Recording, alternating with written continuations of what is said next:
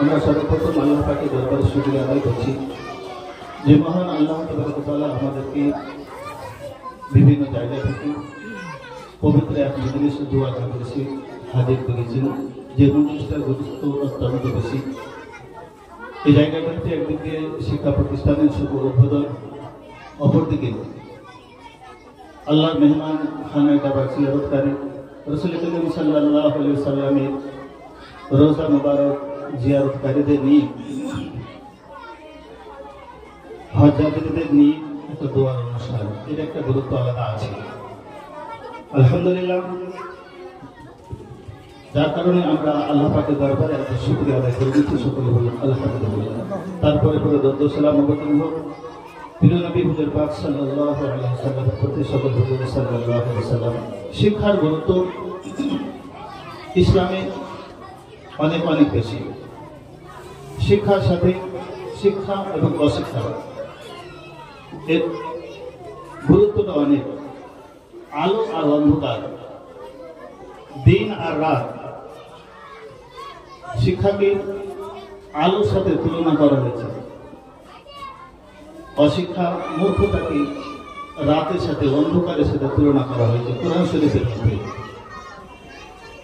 একটা পরিবার ইসলামী তরিকায় ইসলামী নীতিতে তখন চলতে পারে যখন একজন মা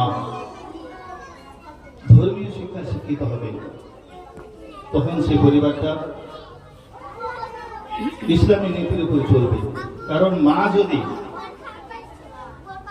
শিক্ষিতা না হন, ধর্মের দীক্ষা উনি যদি না পান, তাহলে উনি ওনার ছেলে মেয়েদেরকে কি করে শিক্ষা দেবেন ধর্মীয় শিক্ষা?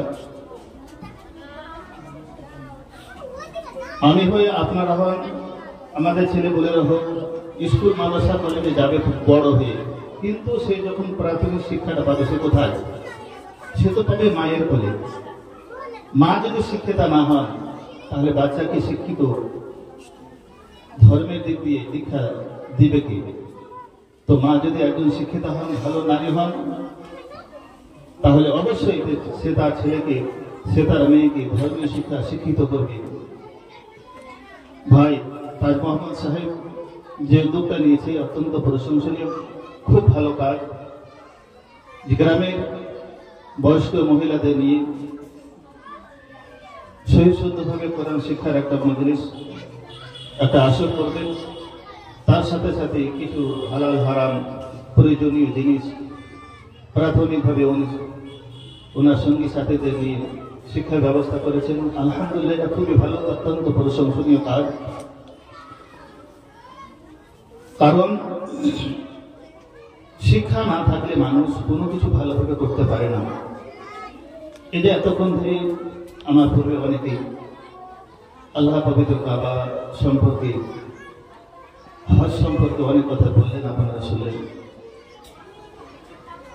এই হজ বা ওমরা আল্লাহ পাকের দরবারে কবুল হচ্ছে কিনা? করেছেন তো অনেকে, আপনারা যাচ্ছেন, আগামীতে আমাদের আশা আছে। আপনারা যে লক্ষ লক্ষ টাকা খরচ করে হজে গেলেন, ঘুরে এলেন, জিয়ারত করলেন, আপনার হজটা বা ওমরাটা আল্লাহ দরবারে কবুল হলো কিনা বুঝবেন কি করে? ওষুধ আপনার কাছে আছে। সেটা কি? খুব সংক্ষেপ অল্প কথাই বলে দিচ্ছি, ধরে রাখবেন। আপনার হজটা বা ওমরাটা কবুল হলো কিনা আপনি নিজেকে ধরতে পারবেন। সেটা হলো কি, হজে বা উমরাতে যাওয়ার আগে যে সমস্ত অন্যায় কাজ আপনার দ্বারা হচ্ছিল, কি করেছেন, কি হচ্ছে আপনার দ্বারা আমি জানি না, জানা দরকারও নাই। আপনি কি অন্যায় করেছেন সেটা জানেন আপনি। হজ থেকে ফিরে এসে যদি সে সমস্ত অন্যায় কাজগুলো আপনার মধ্যে থেকে দূর হয়ে যায়, হজ থেকে ফিরে আসার পর সেগুলো অন্যায় কাজ যদি আপনি আর না করেন, তাহলে আপনি 100% বুঝে নেন যে আপনার হজ বা উমরাটা আল্লাহ দরবারে কবুল হয়ে গেছে। আর যদি দেখা যায় যে হজে বা উমরাতে যাওয়ার আগে যে সমস্ত অন্যায়গুলো আপনার মধ্যে ছিল, সেখান থেকে ফিরে এসে আপনার সেই অন্যায়গুলো আপনার মধ্যে থেকেই গেছে, বুঝে নেন আপনার বেকার। তো যারা যাচ্ছেন, আলহামদুলিল্লাহ, আপনাদের সৌভাগ্য, আল্লাহ পাক আপনাদের কবুল করুক। আপনাদের যাওয়া আসাকে আল্লাহ কবুল করুক, আপনাদের মেহনতে আল্লাহ তাআলা কবুল করুক। আর আল্লাহ আপনারা যে আশা নিয়ে যাচ্ছেন, আল্লাহ যেন প্রতিটা কাজ, প্রতিটা ইবাদত সঠিক জায়গায় সঠিকভাবে পালন করার তৌফিক দান করে। সকলে বলুন আল্লাহুম্মা আমিন। এই দোয়াটাকে আপনাদের জন্য তো মাথায় রাখবেন। যে কথা বললাম সংক্ষেপে, যে যে সমস্ত কাজ আমাদের অন্যায় হচ্ছে আমরা করছি, মানুষ হিসাবে প্রত্যেকেই ভুল করে, আমাদের হয়তো বা ভুল হচ্ছে, কিন্তু হজ থেকে ফিরে এসে যেন আমাদের সেই ভুলগুলো আর না হয়। আল্লাহ পাক আমাদের সকলকে কবুল করুন। আমা আলাইনা ইল্লাল বালাগ। আসসালামু আলাইকুম।